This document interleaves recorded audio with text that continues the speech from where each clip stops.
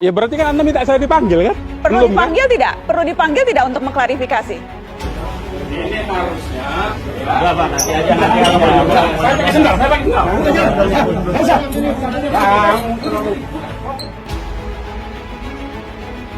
Anda ketika datang Artinya, tidak tahu akan ada agenda Saya pembayatan. tidak tahu, saya kira itu sama.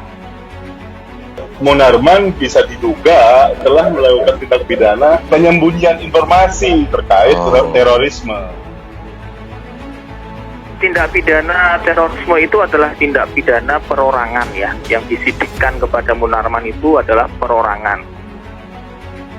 Dalam penelitian kita sejak tahun 2003, Densus 88 itu ketika menangkap orang belum pernah ada vonis bebas di pengadilan. Dalam penggeledahan di kantor sekretariat Ormas terlarang tersebut ditemukan beberapa tabung yang isinya adalah serbuk yang dimasukkan di dalam botol-botol, yang serbuk tersebut mengandung nitrat yang sangat tinggi jenis aseton, dan ada beberapa botol plastik yang berisi cairan TATP. Cairan TATP ini merupakan aston yang digunakan untuk bahan peledak yang mirip dengan yang ditemukan di Condet dan Bekasi beberapa waktu yang lalu. Kado spesial di tengah Ramadan, Munarman berkumpul dengan Rizik Syihab. Saya berbayat saat itu bersama dengan 100 orang simpatisan dan laskar FPI di markas FPI Makassar di Jalan Sungai Limboto, Makassar. Saat berbayat dihadiri oleh Munarman selaku pengurus FPI Pusat pada saat itu. Berita menggembirakan datang pada Selasa 27 April sore ketika Densus 88 Anti Teror Polri menciduk Munarman dari tempat kediamannya di Pamulang. Kaget tidak juga sih karena masyarakat sudah gemas menunggu kapan Munarman ini diciduk. Bukan rahasia lagi, sepak terjangnya selama ini bersama Ormas Front Pembela Islam atau FPI dapat dikatakan sangat merusak negeri ini. Densus 88 DKI Jakarta telah melakukan penangkapan terhadap Saudara M di rumahnya di daerah perumahan Bukit Modern, Pondok Cabe, Tangerang Selatan. Dengan mengenakan atasan putih, mantan petinggi FPI tersebut diseret oleh beberapa anggota polisi berseragam lengkap. Sudah dalam posisi dikepung saja, Munarman masih mencoba melakukan perlawanan kecil hingga sempat beradu mulut. Namun, polisi tidak main-main. Bahkan Munarman yang sempat mencari di mana sandalnya tetap diangkut ke dalam mobil.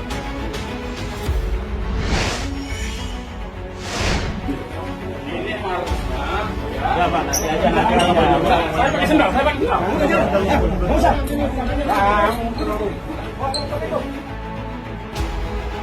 Kepala Bagian Penerangan Umum Divisi Humas Polri, Kombes Ahmad Ramadan, mengatakan bahwa penangkapan Munarman ini dilakukan karena dugaan terorisme. Dalam hal ini, terkait kasus bayat teroris di 3 kota, yakni Makassar, Jakarta, juga Medan. Hal itu menjadi bukti kuat penangkapan pendukung Rizik Syihab tersebut. Terkait dengan kasus bayat di UIN Jakarta, kemudian juga kasus bayat yang di Makassar dan mengikuti bayat di Medan. Beberapa waktu lalu, sebanyak 26 tersangka teroris yang ditangkap di Gorontalo dan Makassar dibawa ke Jakarta.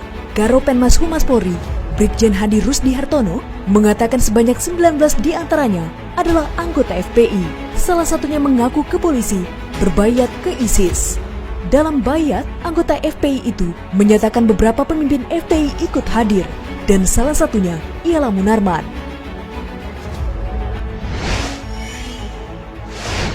Saya berbayat saat itu bersama dengan 100 orang simpatisan dan laskar FPI di markas FPI Makassar di Jalan Sungai Limboto, Makassar. Saat berbayat dihadiri oleh Munarman selaku pengurus FPI Pusat pada saat itu. Saya ditangkap oleh pihak kepolisian sebab pada tahun 2015 saya pernah mengikuti bayat di Pondok Sudiang yang dihadiri oleh Ustaz Basri pemimpin acara, Ustaz Fauzan penerbit buku, dan Ustaz Munarman Panglima DPP FPI yang mewakili FPI.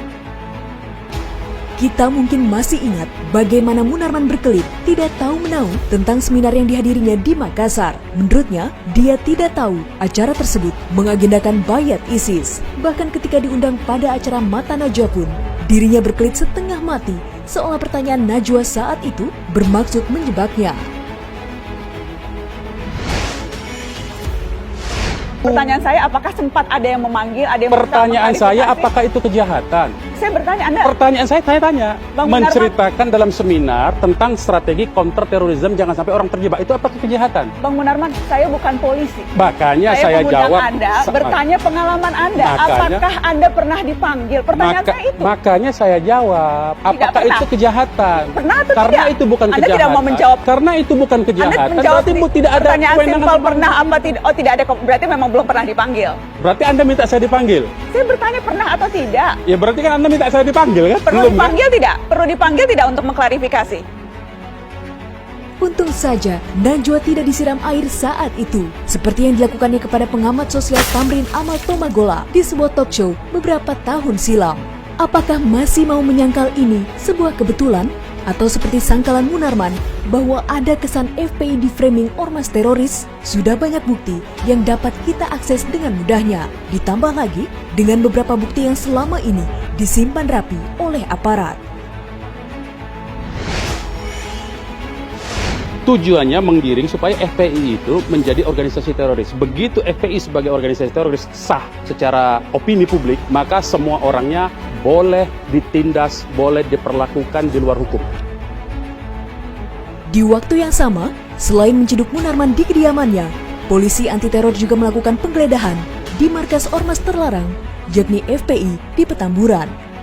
Dalam penggeledahan tersebut, tim Densus 88 menyita beberapa bahan baku komponen peledak berupa cairan TATP, sejumlah tabung yang berisi serbuk mengandung nitrat sangat tinggi jenis aseton. Tim yang lain juga melakukan penggeledahan di kantor sekretariat organisasi massa yang sudah dilarang oleh pemerintah di daerah Petamburan. Dalam penggeledahan di kantor sekretariat ormas terlarang tersebut ditemukan beberapa tabung yang isinya adalah serbuk yang dimasukkan di dalam botol-botol, yang serbuk tersebut mengandung nitrat yang sangat tinggi jenis aseton, dan ada beberapa botol plastik yang berisi cairan TATP.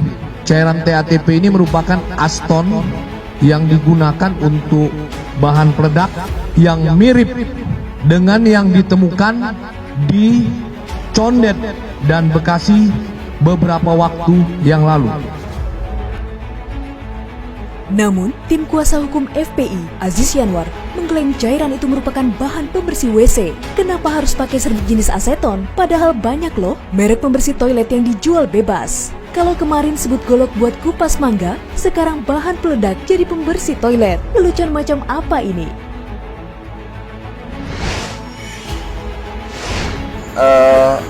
Serbuk yang dimaksud tadi saya sempat bertanya kepada pihak penanggung jawab tadi di kantor, dan informasi dari beberapa pihak itu memang pembersih WC. Pembersih toilet yang memang digunakan untuk program bersih-bersih WC dan toilet masjid. Ya, petugas yang melakukan penggeledahan itu kan Puslapor ya, Pusat Laboratorium Forensik. Mereka ini adalah pihak kepolisian yang mempunyai kapabilitas di bidang kimia. Dan tentu dengan kapabilitas itu mereka akan bersaksi nanti di pengadilan sebagai barang bukti yang akan diperiksa oleh hakim. Sekarang sudah sangat jelas bahwa Munarman tidak bisa selamanya bebas. Menurut pegiat media sosial Denny Siregar, orang ini adalah sosok nyata yang terkait ISIS. Orang ini sudah sangat berbahaya, tidak hanya sekadar tukang siram teh ke wajah orang, tapi Munarman terlibat dalam pembayatan teroris terkait ISIS. Kita tahu bahwa terorisme di Indonesia ini sangat mengerikan dan sangat rentan. Negara ini sangat mudah dipecah belah. Negara ini nyaris pecah akibat politik identitas yang terus dilancarkan. Masih banyak PR bagi kepolisian dan Densus 88 menjaring mereka yang terlibat terorisme. Juga banyak tokoh yang tak bertanggung jawab, memberikan opini yang tak jelas ke masyarakat, dan bahkan membela Munarman secara terang-terangan. Contohnya seperti Fadlizon, dirinya sempat menjadi trending topik di Twitter akibat cuitannya yang mengatakan bahwa dirinya mengenal baik Munarman, dan tuduhan terhadap Munarman adalah hal yang mengada-ngada dan kurang kerjaan.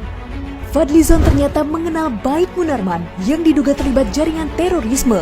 Bukankah ini dapat dikatakan membela tanpa nalar yang jelas?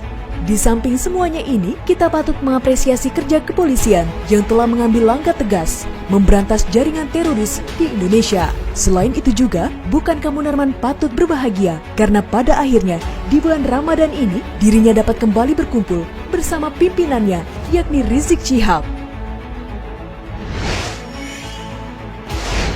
Munarman ini kan sarjana hukum, ngerti mengenai hukum.